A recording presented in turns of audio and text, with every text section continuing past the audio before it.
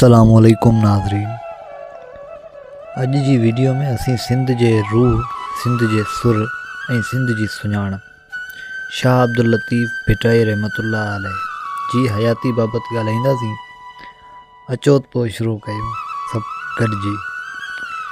शाह अब्दुल लतीफ़ भिटाई रहमतुल्लाह अलैह 1699 ईस्वी में हाला जे भर सां भिट शाह वारे इलाइक़े में जनम वरितो।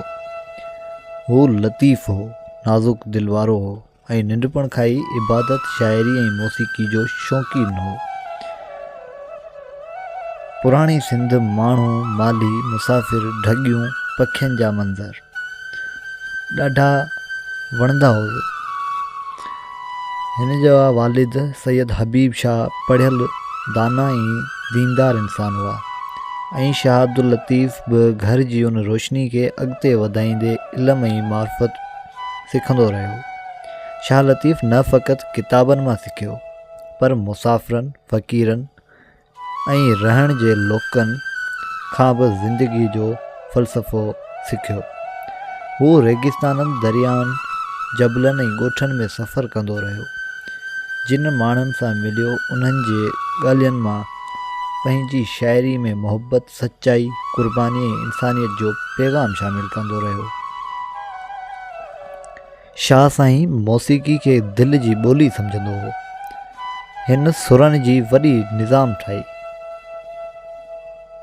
सुर कामूंडी, सुर सामूंडी, सुर सूरठ, सुर मारी, सुर मूमल राणो, जंहिंमें सिंध जी मोहब्बत, मेहार मारई जे वतन सां वफ़ादारी, जंहिंमें सिंध जी मोहब्बत, मेहार माराई जी वतन सां वफ़ादारी ऐं सचनि मोहब्बतनि जूं ॻाल्हियूं भरियूं हुयूं। हू यकतारो ऐं तांबूरो वॼाईंदो हो ऐं संदसि सुर दिलनि में लहरूं पैदा कंदा हुआ। शाह साईं जी शाइरी में इंसानियत, मोहब्बत, अमन, अदम तशद्दुद ऐं हक़ जूं ॻाल्हियूं मरकज़ी मौज़ू हुयूं। संदसि मशहूर किताब शाह जो रिसालो सिंधी अदब जो ख़ज़ानो आहे, जेको सिर्फ़ु शाइरी न पर हिकु रूहानी रास्तो पिणु आहे। जियां जेतिरो सियां सेख ॾे सूंहुं ॾेई पाण पचां पाण हो। शाह अब्दुल लतीफ़ पंहिंजी आख़िरी ज़िंदगी भिट ते फ़क़ीरनि, मुसाफ़िरनि ऐं रूहानी दोस्तनि सां गॾु गुज़ारी। हू हर रोज़ु वेही सुर विञाईंदो, बेत ॻाईंदो ऐं माण्हुनि खे मोहब्बत जो पैगाम ॾींदो हो। 1752 ईस्वी में शाह अब्दुल लतीफ़ भिटाई रहमतुल्लाह अलैह हिन दुनिया मां रहलत कई, पर संदसि सुर, संदसि बेत ऐं संदसि फ़िकर अॼु बि दिलनि में ॿधल आहिनि।